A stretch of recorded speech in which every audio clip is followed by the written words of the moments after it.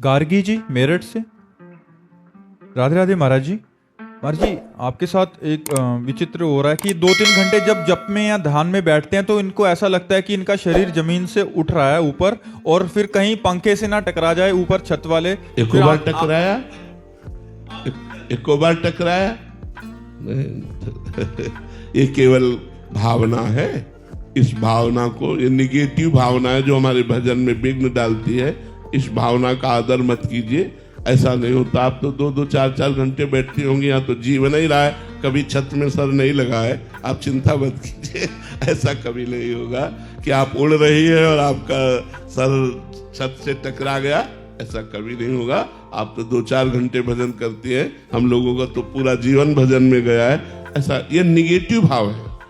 भजन में निगेटिव भाव, नकारात्मक भाव है।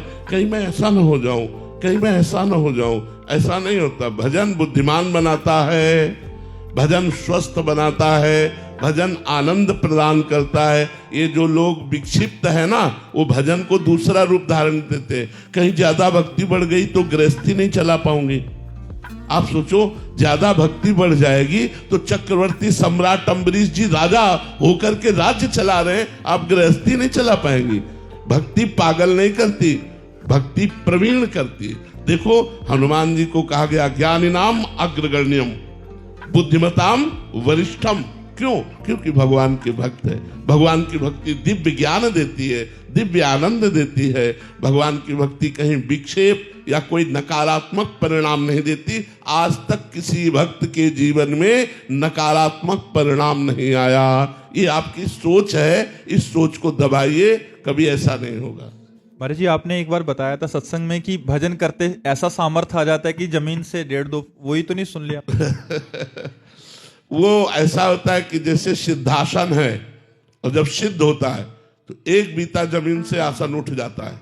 वो जमीन का स्पर्श छोड़ देता है, उसमें दैवी संपदा जागृत हो जाती। वो लाखों योगियों में कोई एक ऐसा थोड़ी है कि सब कोई आसन लगावे और जमीन से उठ जाए। कोई लाखों योगियों में ऐसा, और उसकी पहचान है कि 3 घंटे सिद्धासन में बिना हिले डुले शांत मुर्दे की तरह, कि अगर श्वास के सामने आटा लगाया जाए तो वो भी ना उड़े, इतनी श्वास मंद चल रही है, कंट्रोल प्राणों का हो गया है। और तब वो उसमें देवत्व आता है। वो एक बीता अपने आसन से ऊपर उठ जाता है, वो सिद्ध पुरुष की तरफ जाता है। यहाँ ऐसा नहीं कि आकाश में उड़ जाएंगे, छत में लग जाएंगे, ऐसा नहीं होता। अपर्णा जी मुंबई से। राधे राधे महाराज जी। महाराज जी, गीता जी में भगवान श्री कृष्ण जी कहते हैं, मैं सब में हूं, सब मुझ में है। अंततः कहते हैं, कोई मुझ में नहीं है, मैं किसी में नहीं हूं। गुरु जी, इसका तात्पर्य क्या है? पहली बात तो मैं सब में हूं और सब मेरे में है। जब इसका ज्ञान हो जाएगा, जो भगवान कहते हैं मैं किसी में नहीं हूं, कोई मेरे में नहीं है, इसका भाव ये है कि पंचभूत भी भगवान बने हुए हैं, अंतःकरण चतुष्टय भी भगवान बने हुए हैं, प्राण भी भगवान बने हुए हैं। तो जब भगवान ही बने हुए तो भगवान किस में प्रवेश करें? बर्फ में जल प्रवेश नहीं करती। कह दे जल कि मैं प्रवेश नहीं करती, ना बर्फ मेरे में प्रवेश करती है। आप समझिएगा। तो बर्फ है क्या? जल ही तो है ना। जल कह दे कि मैं बर्फ में प्रवेश नहीं करता और बर्फ मेरे में प्रवेश नहीं करती, तो इसको गूढ़ बात है। तो वो जल ही तो बर्फ है। तो मैं पंचभूतों में प्रवेश नहीं करता, तो पंचभूत कौन है? जो पहले से ही पंचभूत बने हुए विराजमान है, तो प्रवेश कैसे करें? क्योंकि वही सब कुछ है। जब कह रहे हैं पहली बात, सबको मेरे में और मैं सब में, ये बात सिद्ध हो जाएगी तो अगली बात अपने आप समझ में आ जाएगी कि भगवान ही सब कुछ बने हुए हैं। तो भगवान प्रवेश किस में करे? जब पहले से ही वहां विद्यमान है तो प्रवेश करने की जरूरत ही नहीं है। पहले से पंचभूत, त्रिगुण, अंतःकरण चतुष्टय, प्राण, सब कुछ वही बने हुए हैं, उनके सिवा कुछ नहीं है। जब आप शास्त्रों का स्वाध्याय करेंगे, साधना करेंगी, तब ये बात समझ में आएगी। भगवान कहते हैं, जब सृष्टि नहीं थी तो केवल मैं ही मैं था। जब सृष्टि नहीं रहेगी तो केवल मैं ही मैं रहूंगा, और बीच में जो कुछ भी है सब मैं ही हूं। तो कहां पर भगवान प्रवेश करें? क्योंकि भगवान ही स्वयं बने हुए हैं। तो भगवान जब स्वयं बने हुए हैं तो भगवान उसमें प्रवेश कैसे करें? समझ में आ रही बात जी? श्याम सुखदायनी जी, राधे राधे महाराज जी। गुरुदेव भगवान, गुरु तत्व का ध्यान कब और कैसे होता है? गुरु तत्व का हर समय ध्यान होता है, चलते फिरते उठते बैठते सब समय। क्योंकि गुरु मंत्र हम जपते हैं ना, तो जब गुरु मंत्र जपते हैं तो ध्यान गुरुदेव का ही होता है। आप गाढ़ भाव से गुरु मंत्र जपिए तो आप देखिए गुरुदेव की स्मृति आप में छा जाएगी। तो उठते बैठते चलते फिरते ध्यान मूलम गुरु मूर्ति, पूजा मूलम गुरु पदम, मंत्र मूलम गुरु वाक्यम, मोक्ष मूलम गुरु कृपा। हर समय गुरु में रहना चाहिए। हर समय गुरु में रहने का मतलब राधा नाम, शरणागत मंत्र, निज मंत्र, चतुरासी जी, 42 लीला, ये सब गुरु स्वरूप है। प्रिया प्रीतम और गुरु दो नहीं है, गुरु ही प्रिया प्रीतम है, प्रिया प्रीतम ही गुरु है, दो नहीं है। तो जब हमारी ये भावना होगी तो हम हर समय अपने गुरु में रहते हैं। चाहे इष्ट में कहो या गुरु में कहो, इष्ट ही गुरु है, गुरु ही इष्ट है। ज्ञान ध्यान, हाँ, क्यों? गुरु ने जो मंत्र दिया उसी से सारा ज्ञान प्रकट हो जाएगा। और गुरु के चरणों का ध्यान करोगे तो ज्ञान तो प्रकट हो ही जाएगा। अज्ञान का नाश हो जाता है, अज्ञान का नाश हो। अज्ञान तिमिरांधस्य ज्ञानांजन शलाकया चक्षुरुन्मीलितम येन तस्मै श्री गुरुवे नमः। जब हम गुरु के ध्यान में रहेंगे तो अज्ञान का नाश होकर ज्ञान अपने आप प्रकाशित हो जाएगा। ऐसे गुरुदेव भगवान को नमस्कार करता हूँ।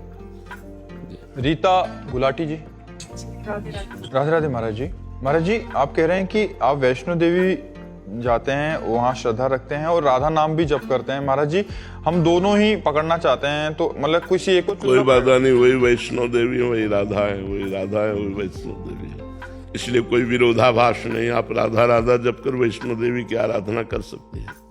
हर्षिता कौशल जी, मेरठ, राधे राधे महाराज जी। महाराज जी, यदि मोक्ष नाम जप से ही संभव है तो फिर ये मोह माया किस वजह से बार बार हमें नाम से दूर खींच लेती है? तो यही तो बात है ना, आप नाम को पकड़िए। खेल है, माया के खेल में जाना पड़ेगा। कबड्डी का खेल देखा है? कबड्डी के खेल में जब इस पक्ष का उस पक्ष में जाता है तो पहली शर्त होती है सांस टूटने न पावे। कबड्डी कबड्डी कबड्डी कबड्डी कबड्डी। और उधर का पक्ष तुम्हें पकड़ेगा, तुम्हें घसीट के पाला तक लाना है। सांस टूट गई तो आउट, और पाले तक ना आ पाए तो आउट। तो आपको अपने पाला है प्रभु, जो बीच का पाला होता है वो है प्रभु। इधर माया है, इधर भक्ति है। भक्ति को माया में जाना पड़ेगा, माया वाले को भक्ति में भी जाना पड़ेगा। कबड्डी का खेल है। अब हम माया में तो जाएं, पर राधा राधा राधा राधा राधा राधा ये नाम ना छूटे। और ये ध्यान रहे कि हमारा हर कर्म भगवान को समर्पित होना है। हमारे जीवन का लक्ष्य भगवान है। तो आप अपने पाले पे हो और नाम चल रहा है तो फिर माया आपको परास्त नहीं कर पाएगी। नाम छूटते ही कहा हनुमंत विपत्ति प्रभु सोई, जब तो सुमिरन भजन न होई। वही विपत्ति है जब भगवान का सुमिरन और भजन नहीं होता, भगवान की सेवा नहीं होती, भगवान का सुमिरन नहीं होता। तो इसलिए भजन सुमिरन में रहो। बार बार मन भागता है संसार में, उसे संसार से घसीट कर नाम में लगाओ, भगवान में लगाओ। धीरे धीरे अभ्यास करते करते आप देखोगे आपका मन भगवान में लगने लगा। और जहां मन भगवान में लगा हमारा काम बन जाएगा। ज्ञान, वैराग्य, भक्ति सब हृदय में स्फुरित हो जाएगी। अलग से कोई साधना करने की जरूरत नहीं है। नाम में अपार सामर्थ्य विराजमान है। कुणाल गुप्ता जी, हैदराबाद, राधे राधे महाराज जी। महाराज जी, मैंने सुना है कि जीवन एक कल्प वृक्ष के समान है। हम जैसा संकल्प करेंगे वैसी परिस्थिति जीवन में ला सकते हैं। मेरा प्रश्न है कि हमारे संकल्प में ज्यादा बल है या फिर भगवत समर्पण में? तुम्हारे संकल्प में बल थोड़ी होता है, तपस्या में बल होता है।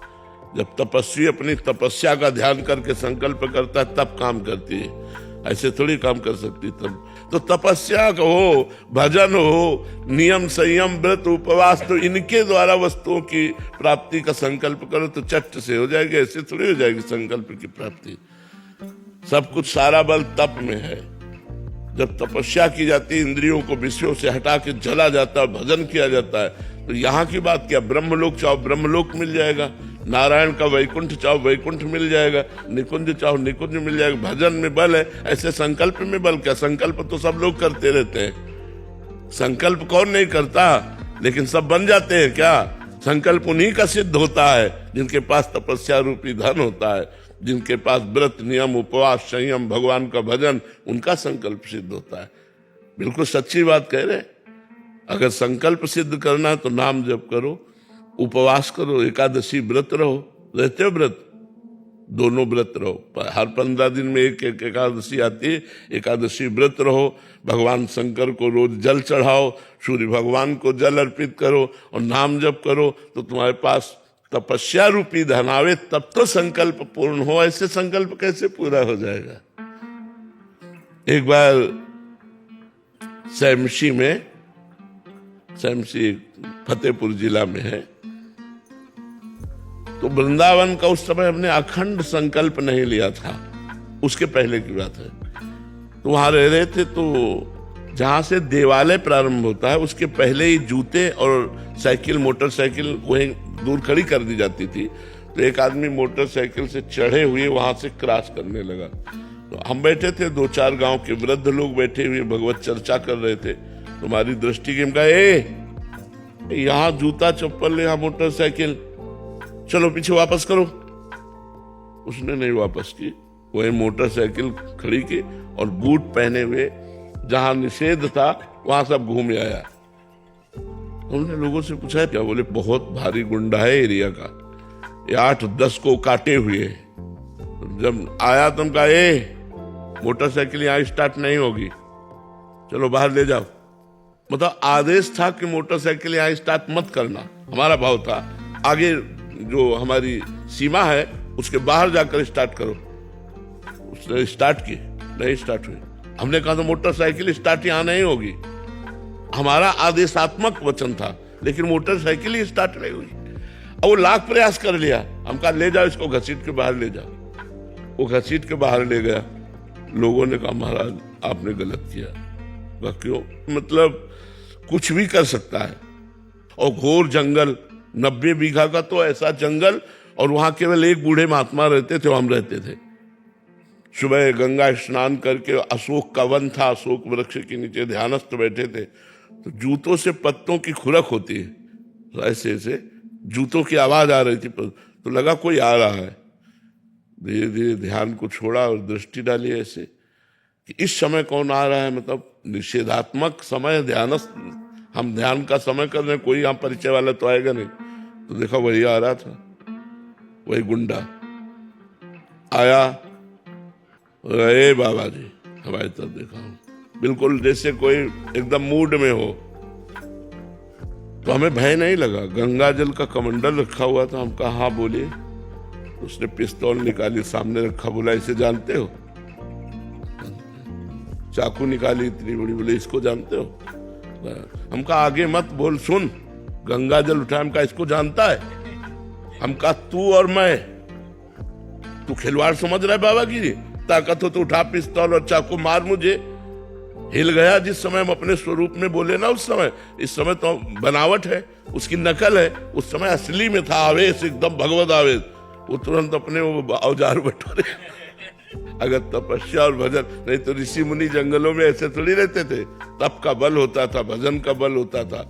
ऐसा थोड़ी कि आप संकल्प करो और लागू हो जाए। वो लागू तभी होगा जब आपके पास तप है, आपके पास भजन है। उसका जो दुष्ट जन होते हैं संतों को सताते रहते हैं, लेकिन संत जन सहते रहते हैं। और जब सीमा पार हो जाती है तब फिर उनका जो क्रोध संकल्प बनता है तो फिर वो नष्ट हो जाते हैं। भगवान कपिल जी की दृष्टि मात्र से सगर के 60,000 पुत्र एक साथ भस्म हो गए थे। दृष्टि मात्र से उन्होंने देखा कि हमारे यज्ञ का घोड़ा तो इनके आश्रम में बंधा है, तो शायद यही चोर है। तो उनके प्रति चोर करके तो उन्होंने जो विरुद्ध दृष्टि की तो 60,000 भस्म हो गए। भजन में बल है, तपस्या या एक तिलका नहीं जला सकते। तो ये वरुण जी लखनऊ से। राधे राधे महाराज जी। महाराज जी आपके चरणों में कोटि कोटि प्रणाम। महाराज जी, सीता राम चरण रति मोरे, अनुदिन बड़ेहु अनुग्रह तोरे। महाराज जी ये स्थिति जीवन में कैसे आए? नाम जप, प्रेम का मूल नाम है। इष्टदेव के चरणारविंद में प्रतिपल प्रीति बढ़ाने वाला नाम है। ब्रह्म राम ते नाम बड़ वरदायक वरदान, रामचरित सत कोटि मां लिय महेश जिय जान। भगवान शंकर ने 100 करोड़ रामायण का स्वाध्याय किया और उससे निकाला सार बात क्या निकली? ब्रह्म राम ते नाम बड़। भगवान राम से भी बढ़कर भगवान का नाम है, और नाम जो जपता है वो वर देने वालों को भी वर देने की सामर्थ्य रख लेता है, वरदायक वरदान। इसलिए भगवान का नाम जप करो, भगवान की लीला कथा सुनो, कोई पापाचरण ना हो तो बहुत जल्दी भगवान से प्रतिदिन प्रतिक्षण वर्धमानम, ये अनुराग का लक्षण है। प्रेम प्रतिक्षण बढ़ता रहता है, तो जहां वो प्रेम प्रकट हुआ वो अनुदिन बढ़ अनुग्रह तोरे, रात दिन वो बढ़ता ही जाता है। पर प्रेम में कभी पूर्णिमा नहीं होती, इसलिए वो रुदन करता है। वो भगवान को देखते हुए भी देखने की इच्छा रखता है, मिले हुए भी मिलने की इच्छा रखता है। वो निरंतर भगवान में ही डूबा हुआ फिर भी भजन करने की इच्छा रखता है। ऐसा प्रेम का स्वरूप है। परवीन जी, राधे राधे महाराज जी। महाराज जी, दूसरों में दोष दर्शन होता है लेकिन खुद अपने विकारों से लड़ नहीं पा रहा, वाणी का अपराध हो जाता है, गुरु आज्ञा का उल्लंघन हो जाता है। हाँ, ये गलत बात है। दोष दर्शन तो बहुत नाशकारक है, हमारे पुण्यों का नाश कर देगा। इससे बचो, वाणी को मौन रहकर सुधारो। जहाँ कोई गुस्सा की बात आवे वहाँ मौन हो जाओ, दूसरे के दोष दर्शन मत करो। जहाँ दोष दर्शन होने लगे, राधा राधा राधा राधा उसे प्रणाम करो, क्योंकि क्रिया को देखकर दोष दर्शन हो रहा है, कारण को नहीं। कारण श्री हरिवंश भनम, सब में कारण तत्व परमात्मा है। क्रिया देख करके अगर बात करोगे तब तो गिर जाओगे परमार्थ से। क्रियाएं तो किसी की शुभ हो रही, किसी की अशुभ हो रही, तो हम किसी की निंदा करें, किसी की स्तुति करें, इसी में हम राग द्वेष में मिट जाएंगे। इसलिए हमको चाहिए कि किसी में दोष दर्शन नहीं करना। अगर दोष दिखाई दे रहे तो तुरंत कारण पे पहुंचो। कारण तो भगवान है, कारण तो श्री हरिवंश है। इसलिए भगवान को प्रणाम करो, दोष दर्शन मत करो। वाणी से किसी की निंदा मत करो। निंदा करने का अवसर आवे तो दांत पीस लो, मौन नहीं बोलेंगे। अगर निंदा किया तो पुण्य नष्ट हो जाएंगे। अगर गलत बोले, दुख देने वाली बात बोले तो तुम्हारा भजन होने की प्रक्रिया रुक जाएगी। इसलिए बहुत सावधान रहिए, ये खतरनाक दोष है। पर दोष दर्शन, पर दोष श्रवण, पर दोष कथन, मतलब निंदा करना, निंदा सुनना, दूसरे में गलत देखना, ये बहुत हानिकारक है। इसलिए आप अपने दोषों को नहीं ठीक कर पा रहे। यदि दूसरों के दोष देखना बंद करें तो अपने दोषों पर हम दृष्टि जमाए, तब उन पर जीत पावे। अभी हमारी बहिर्मुख पर दोष दर्शन में तो निज दोष दर्शन ठीक से हो ही नहीं रहा, तो हम उसे रोक नहीं पा रहे। तो ठीक से नाम जप करो और इससे बचो। श्रेया जी रांची से। श्री हरिवंश महाराज जी। महाराज जी, पहले मेरी कुछ इच्छाएं थी जिनको पूरा करने के लिए मेरी प्रबल लालसा थी। आपके सत्संग से ज्ञात हुआ कि सारी इच्छाएं व्यर्थ की हैं, तो इससे मेरा ध्यान थोड़ा हट गया। पर कभी कभी वापस से वो सारी चीजें अपनी ओर आकर्षित करते हैं, तो डर सा लगता है कहीं कोई गलती ना हो जाए। नाम जप करो, नाम जप करो, डरने की जरूरत नहीं। नाम जप करो, डट के नाम जप करो। नाम जप वैराग्य भी प्रदान कर देगा भोगों से। सब कुछ सार नाम है। जितना भजन करोगे उतने वैराग्यवान, ज्ञानवान, प्रेम सब कुछ प्राप्त हो जाएगा। खूब नाम जप करो।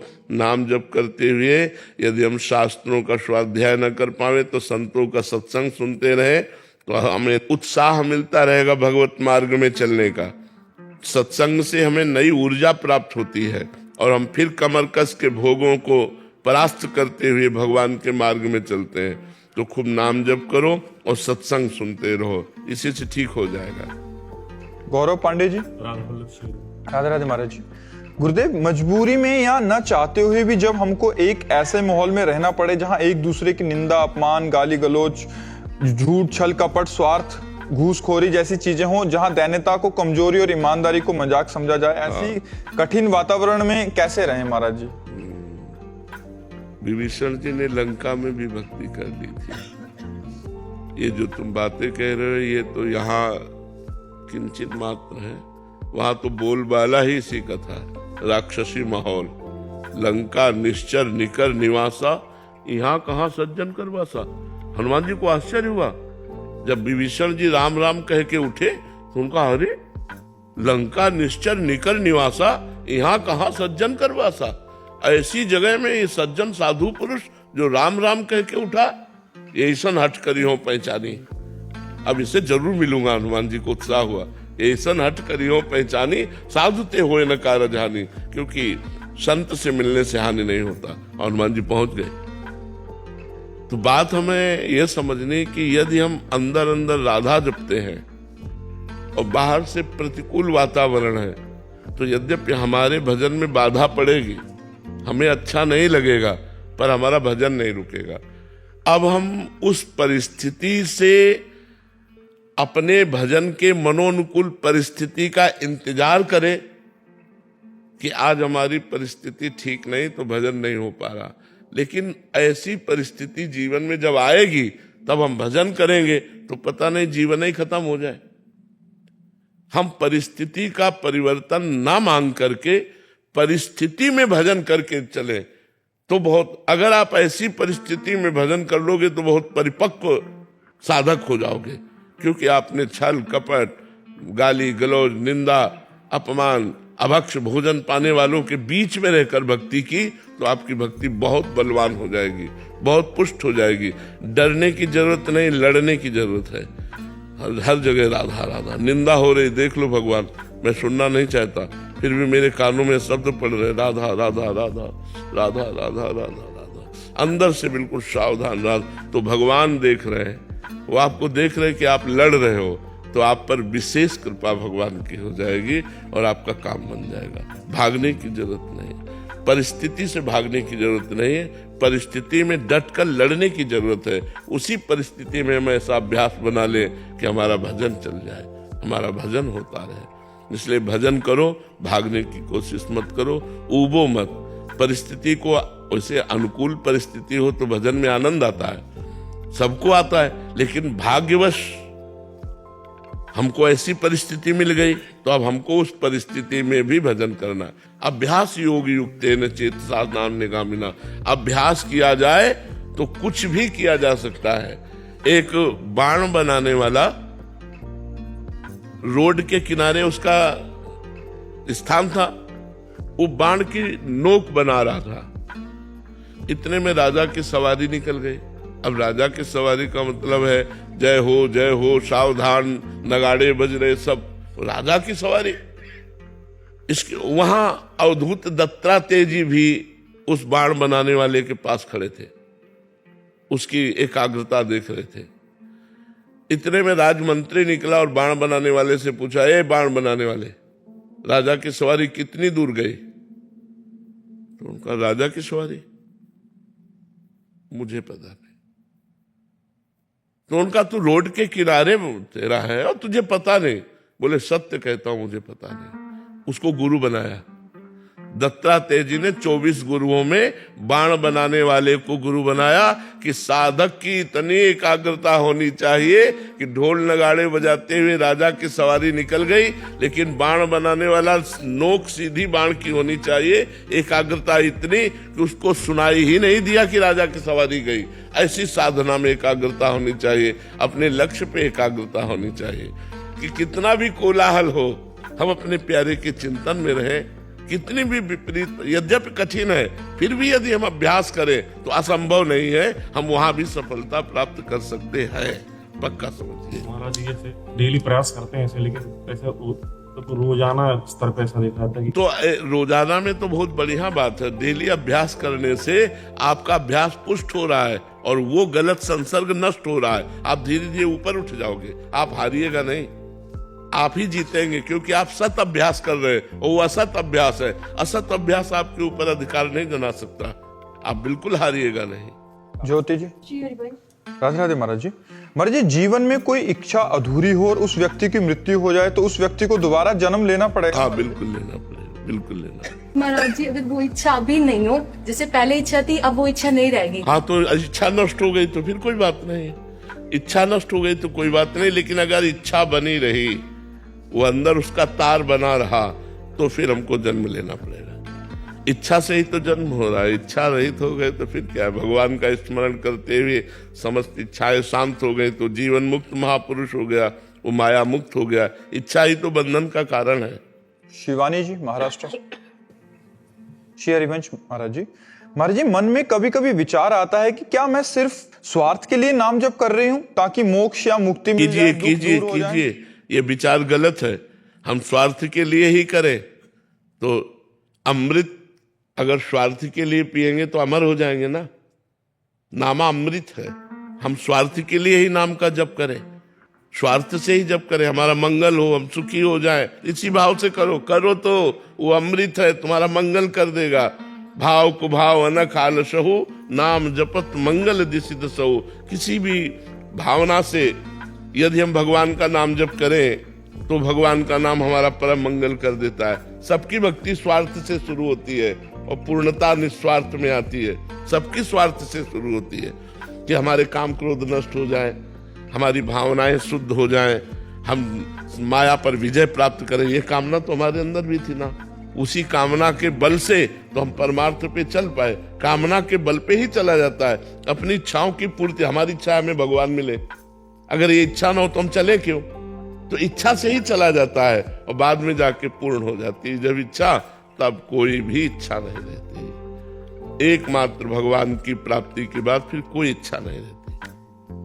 सिर्फ राधा राधा राधा बोल रहे हैं और ऐसे कनेक्शन नहीं फील हो रहा कि हम भगवान का नाम बोल रहे हैं, तो भी हमें एक दिन ऐसा होगा होगा होगा होगा होगा बिल्कुल होगा। हाँ, अगर केवल जबान से चल रहा है, यदि भाग्य वर्तते नाम तुभ्यम, तो कल्याण हो जाएगा। केवल जबान से चलने मात्र से कल्याण हो जाएगा। हमारी बात पर विश्वास करो।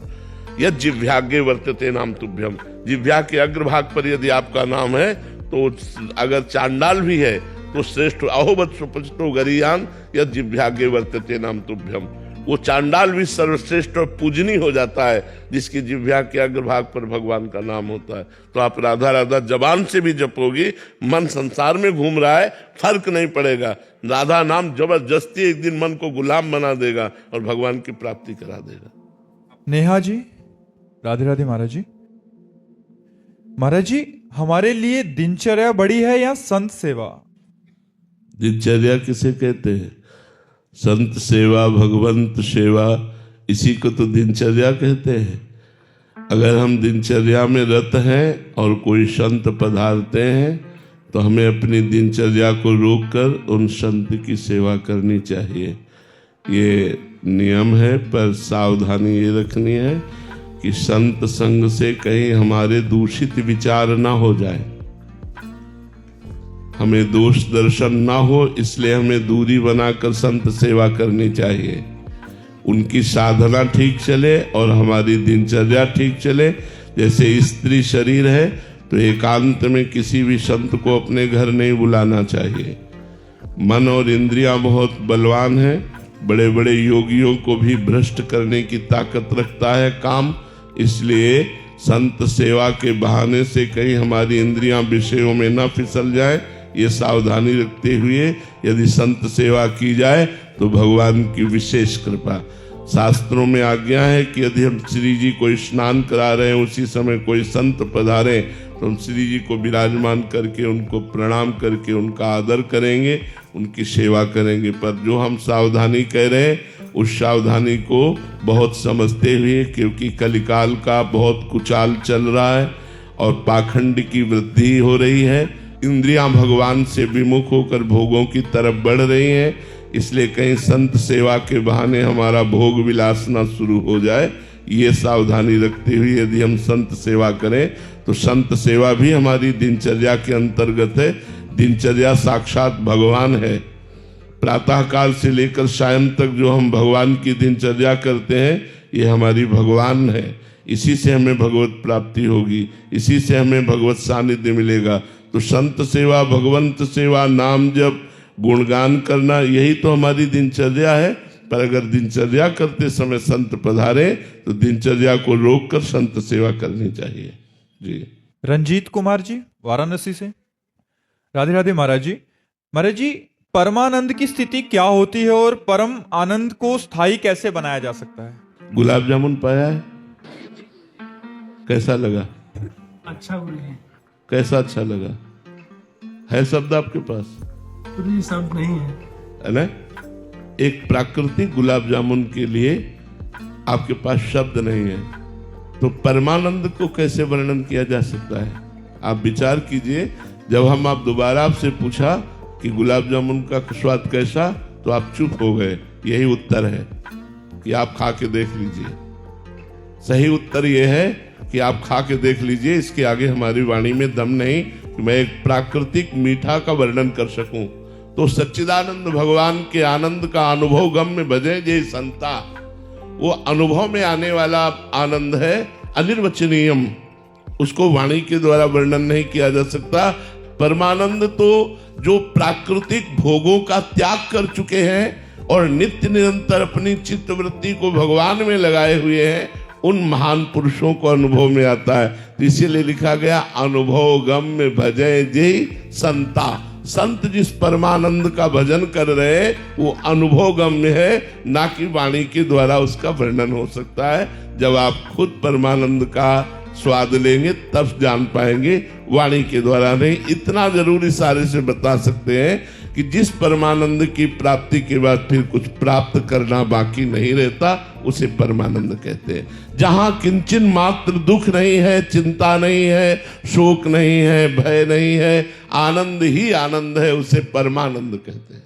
स्थायी कैसे मतलब बनाया जाए इसको? जैसे अगर हम जैसे ड्यूटी के बाद आते हैं तो 10-5 मिनट ऐसा समय बीतता है जो जैसे लगता है कि नाम जो है गुरु जी का वो मतलब उस विचारों को हटा रहा हो, फिर शांत स्थिति आती है। गुरु जी स्थायी कैसे बनाया जाए कि हर समय ये बना रहे और उसी आनंद में मस्त रहे? हाँ, इसके लिए अभ्यास योग युक्तेन चेतसा नान्यगामिना, हमको अभ्यास करना होगा। जब हम लक्ष्य दृढ़ कर लेते हैं जिस विषय को, वो हमें अंदर ही अंदर चिंतन में आने लगता है। अभी लक्ष्य दृढ़ नहीं है, इसलिए हमारा मन भागता है।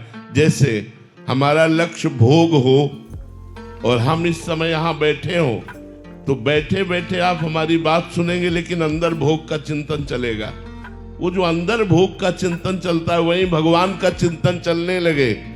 यही हमें अभ्यास करना है। हमें उठते बैठते चलते फिरते खाते पीते सोते जागते ड्यूटी में जिस समय हमारी जबान खाली है, उस समय अंदर रसूल राधा राधा राधा राधा राधा राधा राधा राधा राधा, किसी से बात कर रहे, बात किया राधा राधा, अंदर ही अंदर, अंदर ही अंदर, चोरी चोरी छुपा करके इतना नाम जप हम करें कि हमारी वृत्ति नामाकार हो जाए। ऐसा नहीं हो सकता कि आप नाम जप निरंतर नहीं कर सकते। जब युद्ध करते हुए नाम जप हो सकता है। अर्जुन जी को कह रहे मामनुष्मर युद्ध च, तो युद्ध से भयानक स्थिति और कहीं नहीं होती, क्योंकि उसमें सामने वाले का गला काटना है और हो सकता है वो हमारा काट ले। दोनों स्थिति में हमें सावधान रहकर भगवत स्मरण करते हुए अपने युद्ध का कार्य करने को भगवान ने आज्ञा की। तो हम हर व्यापार नौकरी ड्यूटी कर्तव्य जो जहां है, हम भगवत स्मरण करते हुए आराम से कर सकते हैं। ये हमारे मन की बेईमानी है कि वो कहता है कि हम 8 घंटे काम करते हैं इसलिए हम भजन नहीं कर सकते। गृहस्थ में 8 घंटे में कितने मिनट आप बोलते हैं? 8 घंटे में कितने मिनट क्रियान्वित रहते हैं? अगर 8 सेकंड का भी अवसर मिले तो 2 बार राधा राधा बोल लेना और वो 8 घंटे कर्म भगवान को समर्पित कर देना, ये दोनों भक्ति हो जाती है। शेष हम अपने समय को बर्बाद ना करें। जो मनोरंजन में, व्यर्थ में, प्रपंच में, अधिक बोलने में, अधिक सुनने में, व्यर्थ देखने में समय बर्बाद करते हैं, वो हम नाम जप में लगाएं तो हमारा जीवन परम मंगलमय हो जाए। जैसे आजकल मोबाइल बहुत समय खर्चा करवा रहा है, हमारा समय नष्ट करता है। बार बार सीरियल देखना, ये देखना, वो देखना। हमें आवश्यक बात देख लेनी है।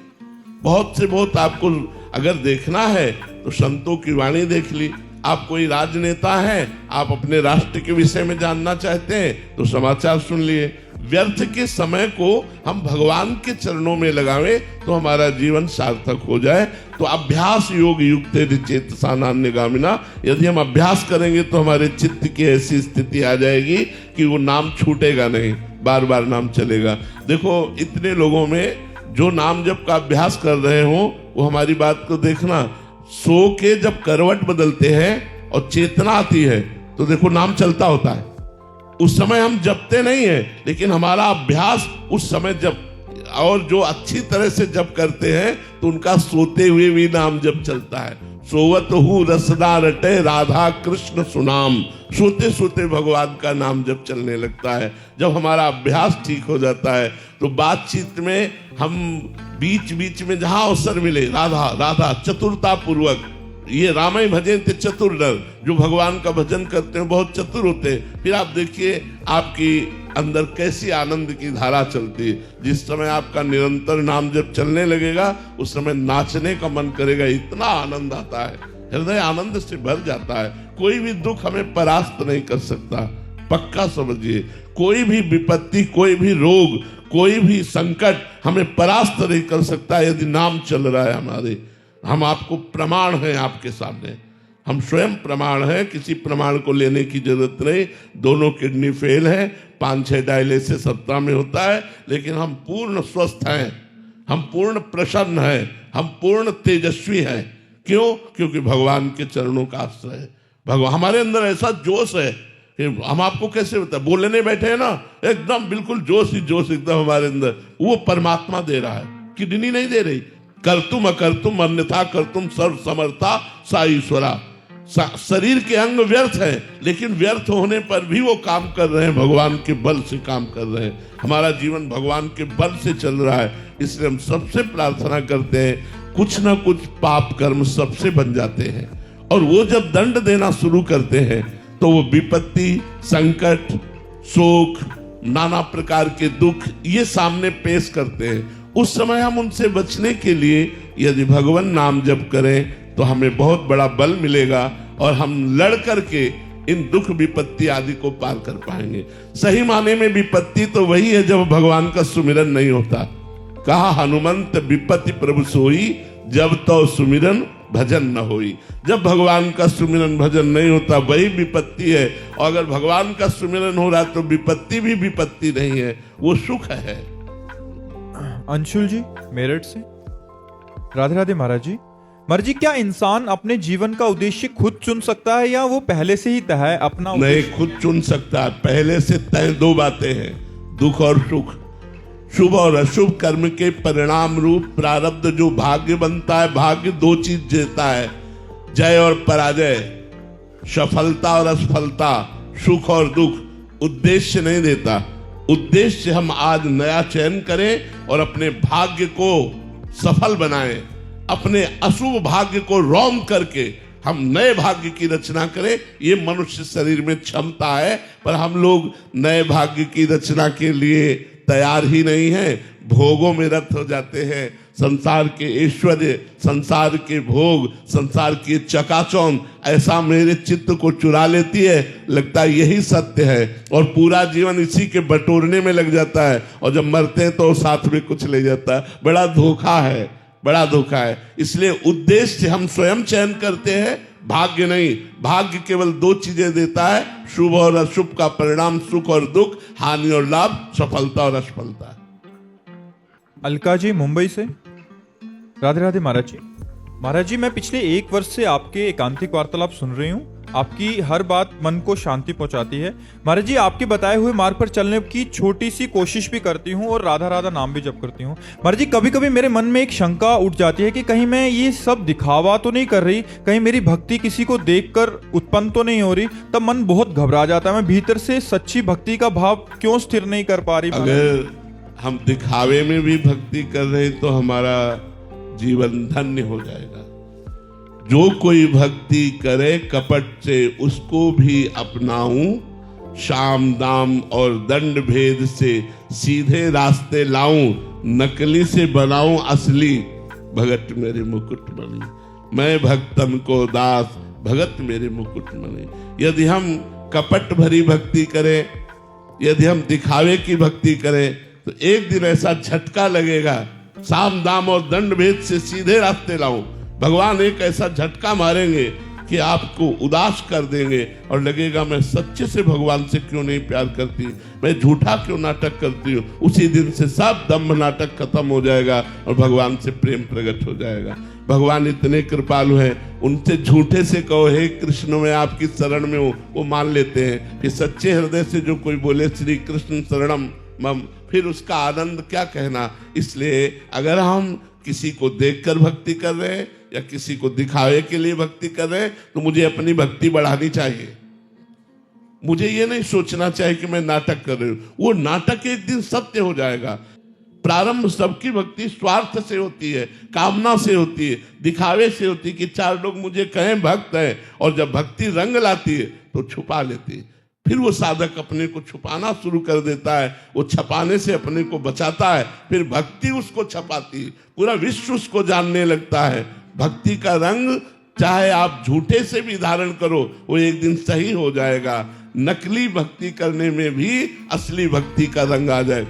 एक दिन एक राजा का एक सरोवर था जिसमें मछलियां पाली गई थी, और वो मछलियों की सेवा करने आता था, और उसने मछलियों की रक्षा के लिए एक नियम लगा रखा था, अगर कोई मछली को मारेगा तो उसे प्राण दंड दिया जाएगा, राजाज्ञा। एक दिन एक गरीब मछुआरे ने देखा कि बहुत सी मछलियां हैं, पर उसने सुन रखा था प्राण दंड मिलेगा, तो 2 मिनट में सैकड़ों मछली मार लेते, कौन देखता है। और वो तालाब में जाल फेंक करके मछलियों को समेट ही रहा था कि घोड़ों की टाप की आवाज सुनाई दी। धूल देखी तो लगा कि राजा की सवारी आई। उसने कहा अब तो पक्का मारे गए, तो जाल को मिट्टी में दबा दिया, कपड़े उतार दिए और मिट्टी से ऐसे संत वेश बना लिया। संत वेश बनाकर आंख मूंद कर बैठ गया। उसने सोचा प्राण बचाने का एक उपाय यही है।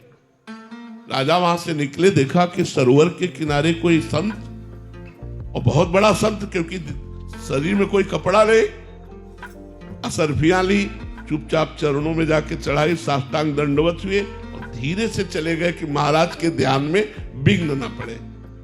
जब वो चले गए, उसने आंख खोला, देखा असरफियां, जहां मुझे प्राण दंड देना चाहिए वहां मुझे नमस्कार करके चला गया। जब मैंने नकली वेश धारण किया तो एक राजा प्रणाम करके चला गया। यदि मैं असली में भगवान का बन जाऊं तो क्या होगा। आज से मैं सब कुछ छोड़ता हूं और भगवान का भजन करता हूं।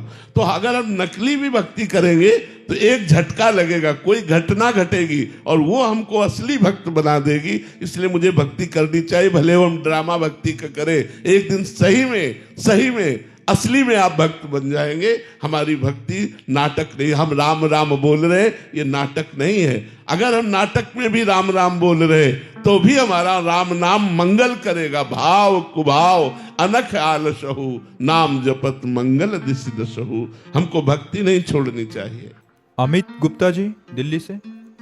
राधे राधे महाराज जी। महाराज जी, जिंदगी में सब कुछ हासिल है लेकिन मेरा ठहराव नहीं हो पा रहा। मैं चंचल हूँ, कभी इधर भागता हूँ, कभी उधर, कभी इनकी पूजा करता हूँ, कभी उनकी पूजा करता हूँ। एक दिन एकांतिक में उसने कहा, विश्व का हर सुख हमारे पास है, विश्व का हर सुख हमारे पास है, लेकिन मेरा मन शांत नहीं है।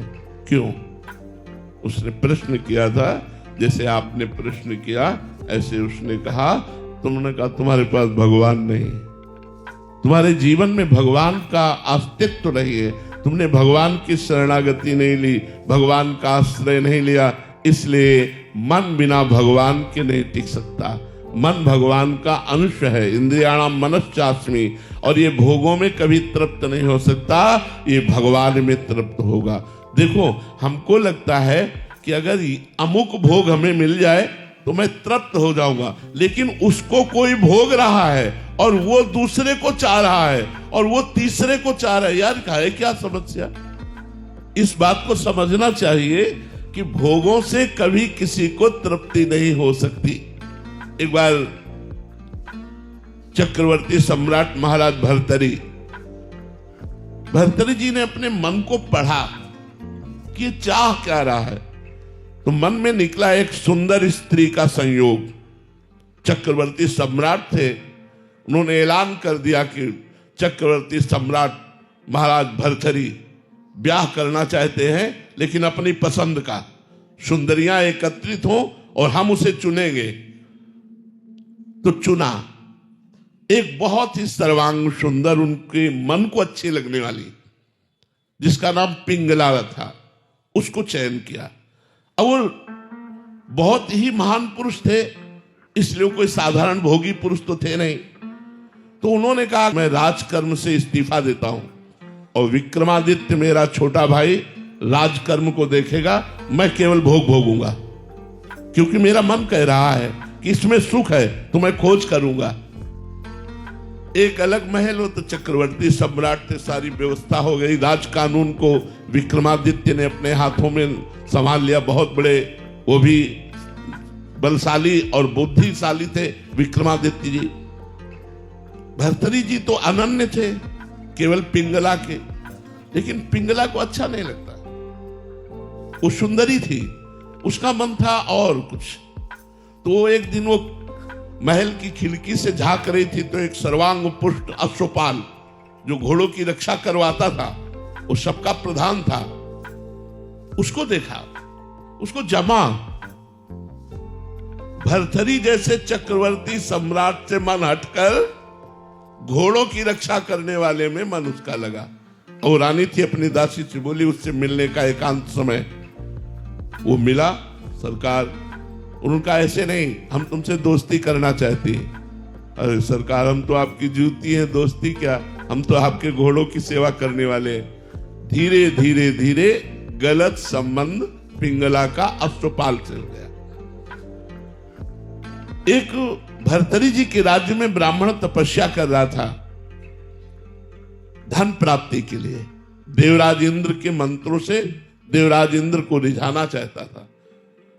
बड़े तप और व्रत से जब उसने नियम पूर्ण किया तो देवराज इंद्र प्रकट हुए, बिना कुछ बोले एक फल दिया, कहा यह अमृत फल है, इसको खा लेने पर अमर हो जाएगा, और अंतर्ध्यान हो गए। तो उसने कहा कि मेरी बात तो सुनी नहीं, मुझे अमृत फल क्या चाहिए, गरीब ब्राह्मण वैसे ही, और मुझे अमर होके क्या करना है, मुझे तो धन चाहिए था।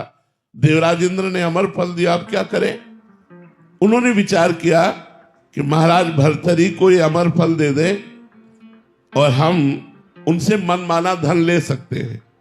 ऐसा ही किया। महाराज की जय हो। राजा के चक्रवर्ती सम्राट भर्तरी के महल में दो के लिए छूट थी, एक निजी सेवक और एक ब्रह्म ऋषि। अगर ब्रह्म ऋषि आना चाहते हैं तो उनके लिए कोई रोक नहीं थी। वो गए, महाराज की जय हो, खड़े होकर प्रणाम किया और कहा, कहो ब्राह्मण देवता। बोले, मैंने तपस्या की और अमल फल प्राप्त किया, ये आप ले लीजिए। उन्होंने आदेश कर दिया, खजाने से जितना धन चाहे उनको दे दो। अमर फल लिया। विचार किया भर्तरी जी ने कि मैं तो प्यार पिंगला से करता हूं, अमर फल पाकर क्या करूंगा। यदि पिंगला अमर हो जाए तो जब तक मैं जीवित रहूंगा मेरे सामने रहेगी। पिंगला को बुलाया और कहा, मेरे राष्ट्र के ब्रह्म ऋषि ने तपस्या के द्वारा ये अमर फल प्राप्त किया, इसे आप स्वीकार कर लीजिए और खा लीजिए। उनका अमर फल तो स्नान आदि करके पवित्र अवस्था में पाया जाता, मैं पालूंगी, आप निश्चिंत रहिए। उसने विचार किया कि मैं अमर फल खा करके क्या करूंगी, अगर मेरा दोस्त अश्वपाल अमर हो जाए तो मुझे। उसने अश्वपाल को अमर फल दे दिया। अश्वपाल का राजा के दरबार में नृत्यांगना जो नवयुवती वैश्या थी उससे भी संपर्क था। उसने सोचा अगर वो वैश्या अमर हो जाए तो मेरा जीवन सफल हो जाए। उसने अपनी प्रेमिका वैश्या को दे दिया। वैश्या ने विचार किया, मैं नाचने वाली इस अमर फल को खाकर क्या करूंगी, अगर महाराज भर्तरी अमर हो जाए तो वो फल फिर भर्तरी जी के पास पहुंच गया। वैश्या ने जाकर, जय हो सरकार, वो निजी सेवकों में थी, ये अमर फल लीजिए। भर्तरी जी ने सुना, अमर फल, वैश्या राष्ट्र का ब्रह्म ऋषि बोल रहा है, वो तो समझ में आया। वैश्या से कहा, सत्य बोलना, नहीं मृत्यु दंड दूंगा। यह अमर फल तुझे कहां से प्राप्त हुआ? बोले, महाराज अश्वपाल से। चलो एकांत हो, जब मैं बुलाऊं तब आना। भर्तरी जी ने कहा, मैं कल दरबार में पेश हो रहा हूं। दरबार में पेश हुए, अश्वपाल को बुलाया, अगर सत्य बोलेगा तो तुझे माफ कर दूंगा, बोल तुझे ये अमर फल कहां से मिला? तो उनका महारानी पिंगला ने दिया। पिंगला से कहा कि कि मुझ चक्रवर्ती सम्राट से तुझे तृप्ति नहीं, अय अष्टपाल तुझे पिंगला से तृप्ति नहीं, तू वैश्या से। धिक्कार है इस काम को और इस मन को।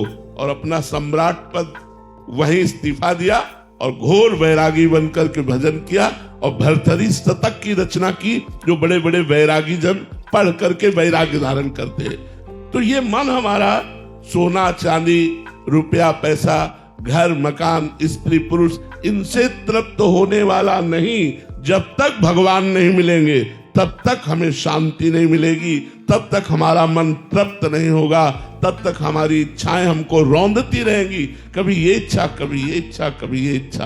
आप जब अपने से बड़े को देखेंगे तो आपके हृदय में जलन हो जाएगी, लगेगा मुझे ऐसा होना चाहिए। जब आप वैसा हो जाएंगे तो आपको और बड़ा दिखाई देगा, माया आपके सामने पेश करती जाएगी। तृप्ति कभी नहीं होगी, तृप्ति होगी भगवान की प्राप्ति से। तब लगी कुशल न जीव कहूं, सपने हूं मन विश्राम, जब लगी भजत न राम कहूं, शोक धाम तज काम। जब तक भगवान का भजन नहीं होगा तब तक तृप्ति नहीं हो सकती। आशीष मौर्य जी, श्री हरिवंश महाराज जी। महाराज जी, ना खान पान ते भावे है, ना कोमल बसन सुहावे है, सब विषय लगे ते खारा है, हरि आशिक का मग्न आ रहा है। महाराज जी, साधक की ऐसी स्थिति कैसे और कब और किस किसी से प्यार किया है? सच्चा सच्चा प्यार किए होते तो प्रश्न ही ना आता। उसके देखे बिना चैन नहीं पड़ता, उसकी बात सुने बिना चैन नहीं पड़ता। वही गली अच्छी लगती जिसमें हमारा प्यारा होता है।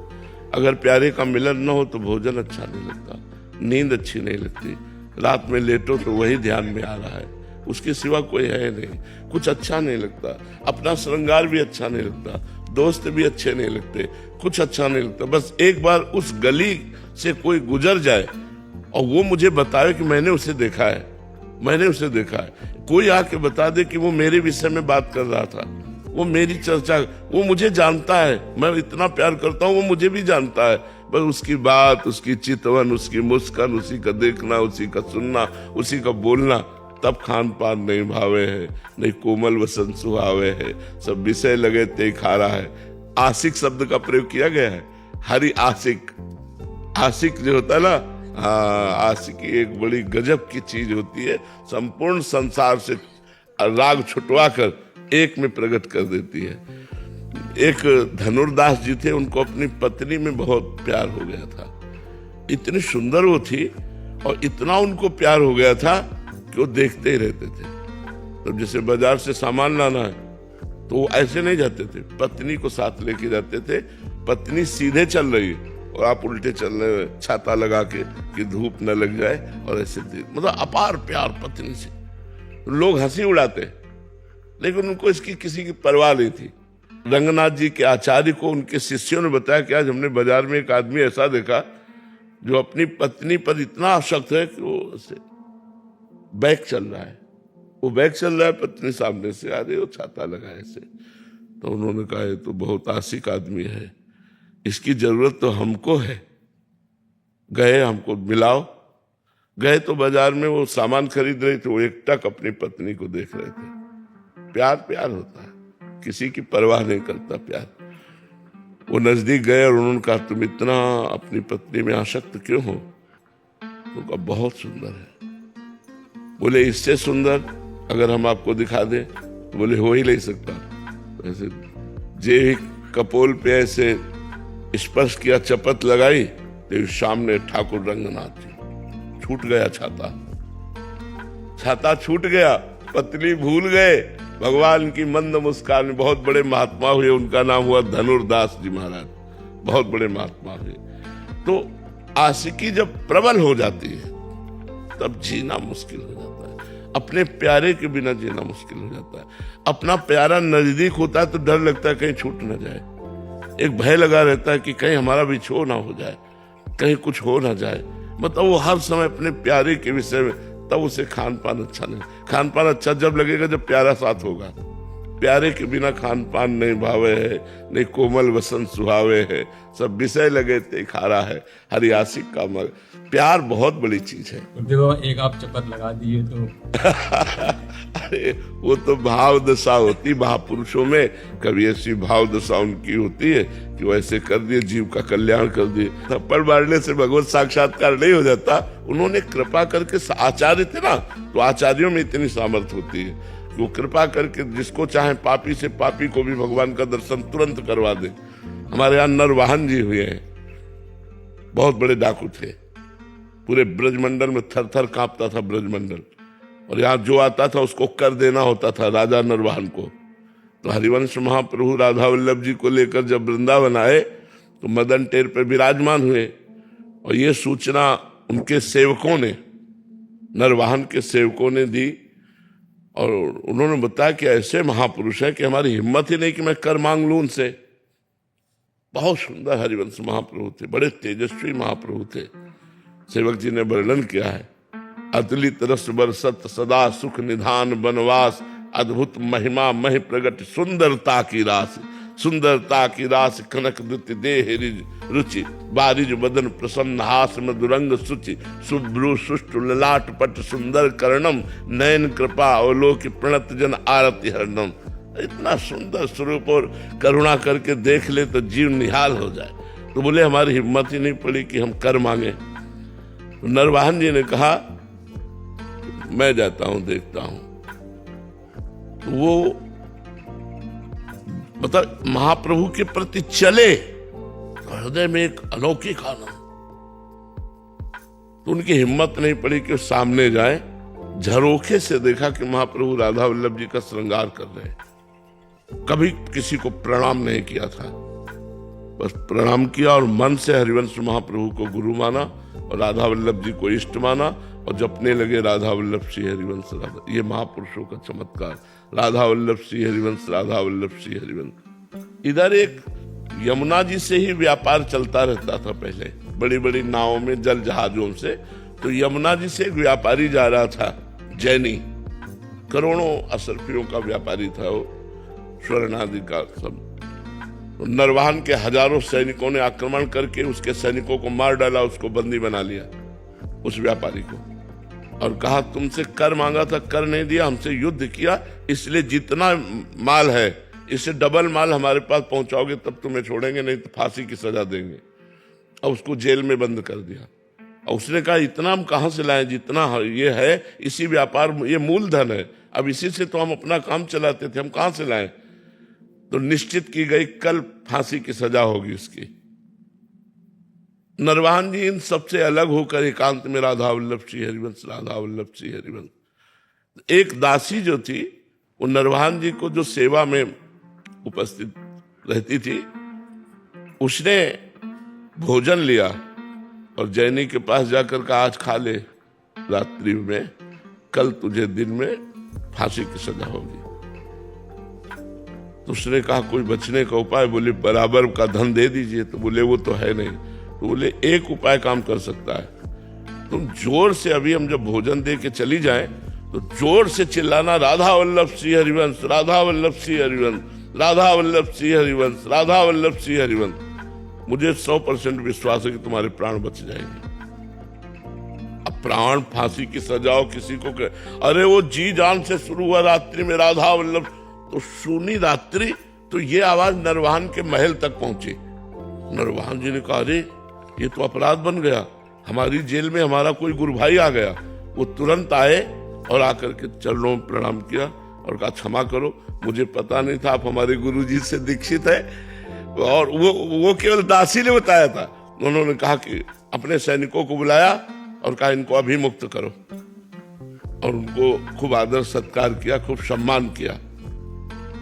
उस जैनी ने विचार किया कि जिनके नाम के बल से मुझे प्राण बख्शे गए और सारी संपत्ति मिल गई, जहां फांसी मिलनी थी वहां मुझे सम्मान मिला, मैं एक बार चल के दर्शन तो करूं। तो लोगों से पूछा कि राधा वल्लभ श्री हरिवंश के, तो बताया राधा वल्लभ इष्ट श्री हरिवंश आचार्य मदन टेर में विराजमान। वो जाके चरणों में गिरा, सारी संपत्ति समर्पित की। महाप्रभु ने कहा संपत्ति हमें नहीं चाहिए, तुम कैसे शरण में आए? तो उसने पूरी घटना बताई।